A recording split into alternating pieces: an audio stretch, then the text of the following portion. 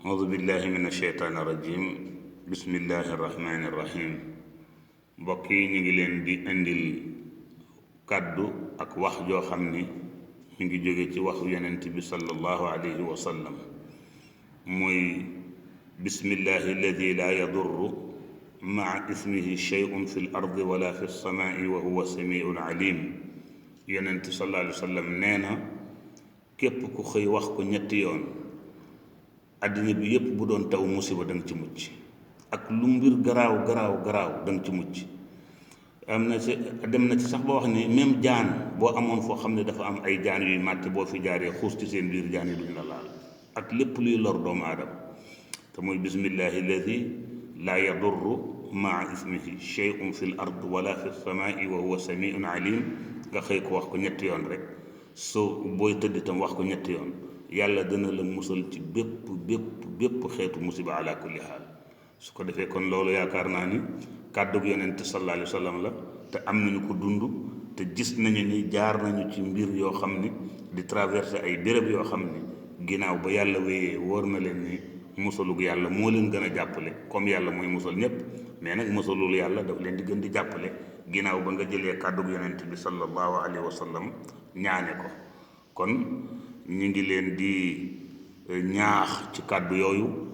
ndax ab jullit war na ñaan mais buy ñaan bu mu ñaan gu génn sunna lii yépp kàddu yonent bi sallallahu alayhi wa sallam la te ñaar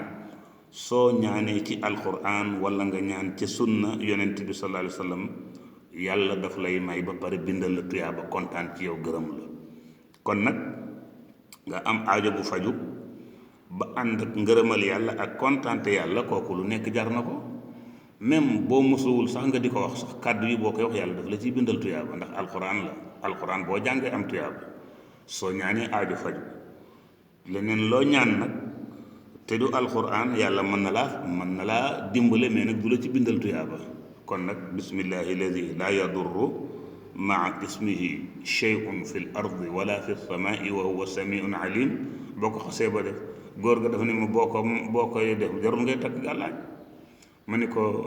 nu may def bu ma ko fàttee mu ni ma est-ce que da nga julli ma ni ko waaw mu ni ma foo jullee rek wax ko ñetti yoon bu yàggee mu nekk habitude ci yow nga xam ne moom dëgg xëy bu xasee ba nekk ci yow habitude rek dootoo ko fàtte ndax ala kulli haal fokk nga julli su ko defee looloo tax mag ñi daan jël ay ñaan di ko toftal ci julli ngir di ko bañ a fàtte kon nag bu dee jigéen ju nekk ci xam ne dafa am ngànt mën na ko wax ndax boo demee ca Laxdari yu wa qiraatuha jaizatun mu jàngale ni jigéen même bu nekkee ci ngànt am na droit di jàng alquran ngir muslu wala mu jàng alquran ngir àtte mais bu mu laal téere ba la mokkal am na droit di ko wax kon toujours ñaan noonu la ñu ngi leen di dig daje incha allah ba beneen yoon seen mbokk Cheikh Ahmed Tidiane Niang moo leen doon defal waxtaan wi ci Wassamsi TV asalaamualeykum wa rahmatullahi taala wa barakaatu.